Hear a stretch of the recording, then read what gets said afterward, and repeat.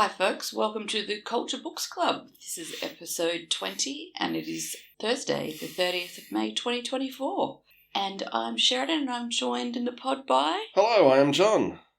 How are you tonight, Sheridan? I'm good, how are you? Okay, it's been a little while, but let's get and let's just stuck point into out it. that the reason for the delay this time was not me. Okay, 5 days of delay was me.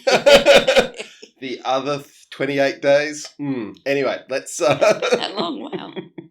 Maybe not quite, but we do appreciate the funny memes we were sent of people waiting. It's good to know you wanted more. It did make me feel guilty, and then after that meme I got ready, but someone procrastinated. Yes, anyway, it's important to note Adele Banks has specifically said no one's allowed to badger Sheridan for reading slowly. So it's all right, I'm happy with meme badgering. Okay, well, funny meme badgering. Yeah. If it hadn't been funny. All right. What do we do what are we actually doing, Sheridan? What is this show? What's happening? Oh, so this is a podcast where we read along to the Ian M. Banks Culture Book series, and we are in Chapter 10 of Use of Weapons. That's numeral 10. Yes, and it is the start of the third part of the book. Oh, it is Remembrance. too. I forgot about that. Mm-hmm. Yes, wow, what a chapter. All right, so what do we do at this point in the book? At this point, you get 30 seconds to recount the story so far. And I'll count you in. 3, 2, 1, go. So the chat GPT of the far future rules with a firm but iron fist over humanity, who are basically just bacteria in a petri jar to it. They're very happy bacteria. And one of their little bacteria, a guy called Sheridan in Zakalwe, has been sent across the galaxy to try and stop a war. Meanwhile, in an alternate timeline in the book, we are pursuing his dark past, but in this chapter, we're up with future Zakalwe. Good job. Okay, so Sheridan, it's time for your part of the intro, where you're going to recap this chapter for us in 30 seconds, and your time starts in 3, 2, 1. So Zakalwe and Sheridan have escaped, but they're waiting to be rescued by the culture, and so they're not really escaped. And then they have long chats about the culture and, like, is it bad, is it good? And who knows, Zakalwe maybe, like, on the edge. And then at the end, they're under attack. End of chapter. Okay, I believe it's Zakalwe and Baichai. Oh, who did I say? Charadney. Oh, sorry, that's the same person. There we go. Yeah. Sorry, that was a slip of the tongue. Right, okay. It's a very big chapter, but it's hard to summarise because you could really go into a lot of depth. Moving on. The chapter opens disorientatingly, which is how all of these chapters open. I'm just going to read the first paragraph. He loved the plasma rifle. He was an artist with it. He could paint pictures of destruction, compose symphonies of demolition, write elegies of annihilation using that weapon. And then it turns out that the weapon has been destroyed. And of course, the fact that this book is called Use of Weapons, and this weapon was heavily foreshadowed earlier in the book when he was playing around with it on the GSV, is a big part of, I guess, exploring the character of Zakalwe and, the recurring theme in this book of what is a weapon, how do you use them, what are they for? So that's the plasma rifle. It's kaput. What did you make of that? Well, they're definitely in a precarious situation.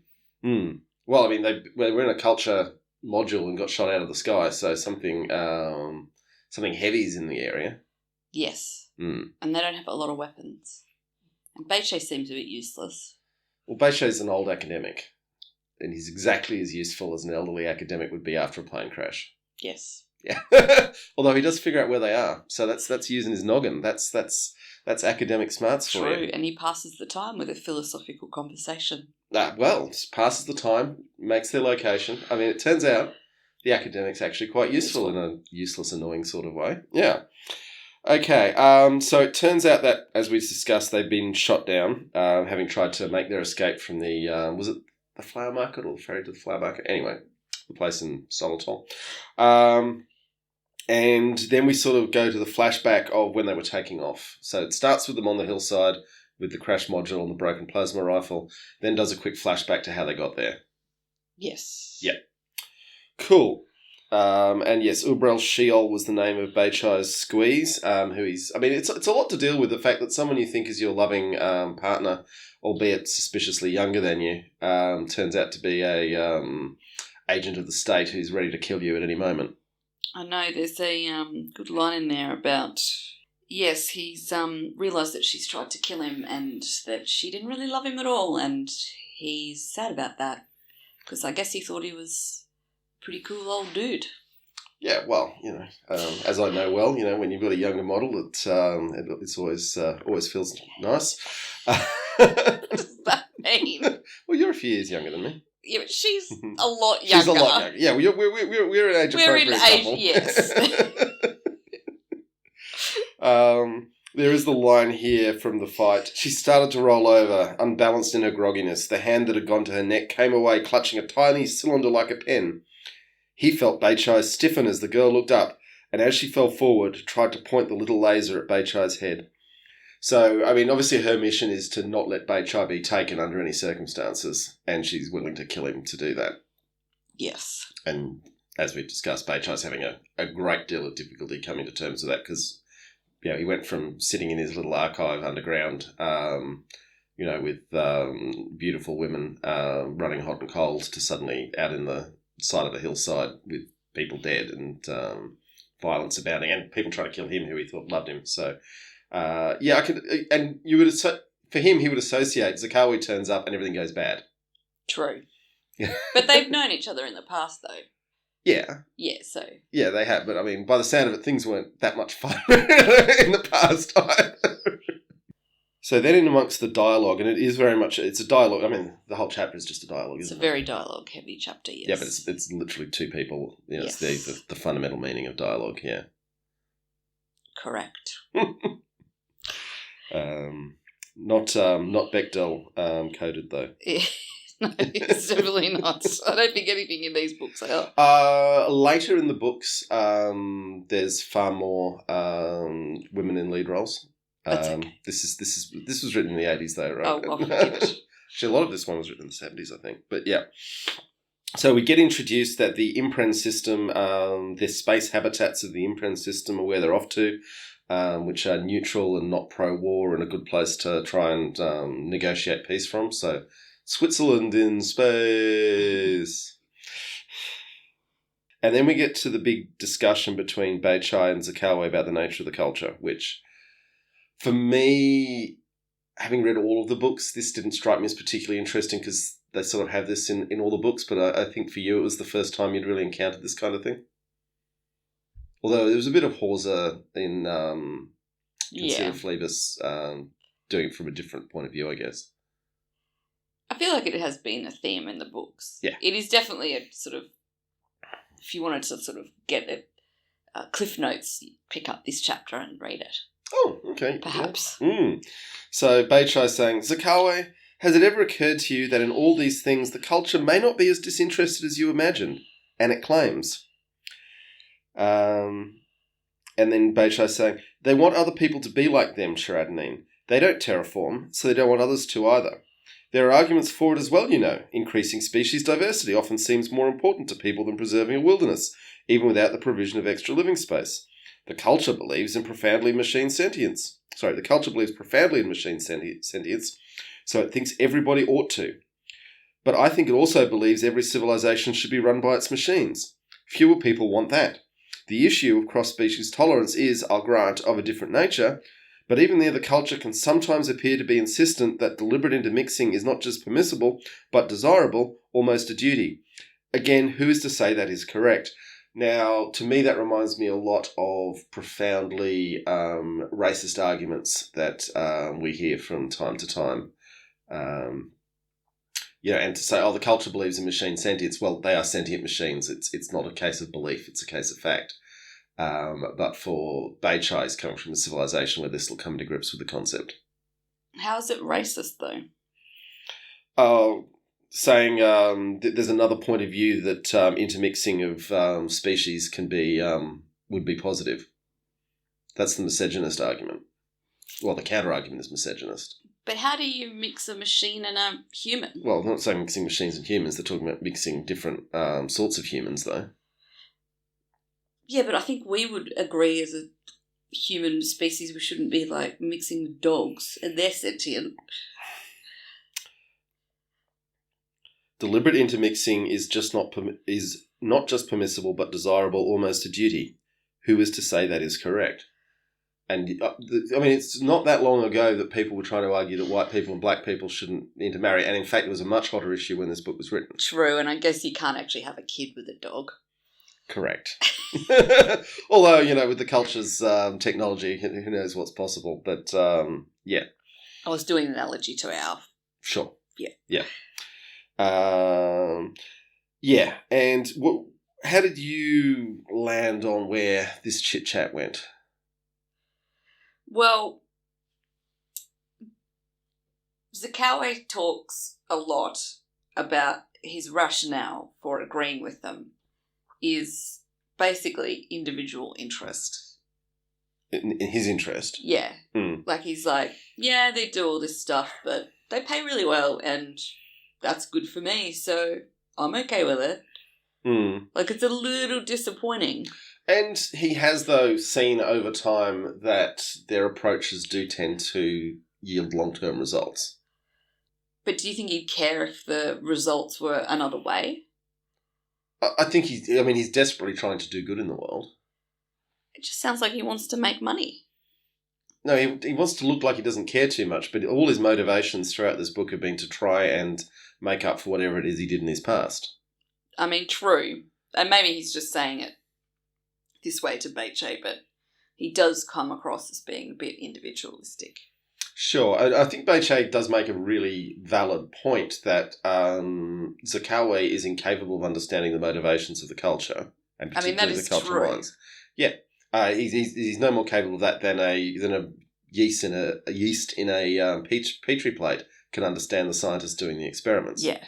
They're just like, oh, look, these lovely scientists have given us a nice place to live, and it's nice and warm, and there's plenty of food. What it's there for. And the other thing, I guess, from the Bay Tribe point of view here, is that at any minute the culture could decide that keeping all these humans around in all these colossal space habitats might be just too much work, and they want to put these resources to some other project. Yes. Because the humans are fundamentally not in charge. Yeah. Although they've been given to feel that their rights and concerns are guaranteed under the way the culture's established, there's nothing to actually stop the minds at any moment. Mm. Or at least nothing within the culture to stop the minds. I mean, when he says that he doesn't try and second-guess them, though, that does strike you as a person who is not really thinking about whether they're doing good or not. If they were treating him poorly, he wouldn't be there. Yeah, he wouldn't. It's not like he thinks they're like some... he's not like he's taking one for the team for the greater good. He's basically just taking the money and not questioning what they do. Okay, I mean, we'll get more into this in the next couple of chapters when we learn more about how he came to be working for the culture. But I take your point. And there's... then Zakalwe going on. There's a saying, war is a long cliff. You can avoid the cliff completely. You can walk along the top for as long as you have the nerve. You can even choose to leap off. And if you only fall a short way before you hit a ledge, you can always scramble back up again. Unless you're just plain invaded, there are always choices. And even then, there's usually something you've missed, a choice you didn't make, that could have avoided invasion in the first place. You people still have your choices. There's nothing inevitable about it. Which is Zakalwe talking about the war that's coming in this system. And certainly as we watch the state of the world at the moment, it's well worth remembering that war, with all its horrible, and I use that word in the strongest possible sense, consequences, is a choice and people are choosing it. And we've got Galactic Warlord Zakalwe saying, hey, maybe that's a bad idea. Well, I don't think he really wants to necessarily fight. No, I think Zakalwe is pretty sick of fighting. Yeah. As many, many veterans are. Interesting, Beche saying, oh, you surprised me. I'd have thought you. And Zakalwe saying, you'd have thought I'm in favour of war. Anyway. I mean, it does have this line here, but there are folks that'll tell you that it's the bad gods that always have the most beautiful faces and the softest voices.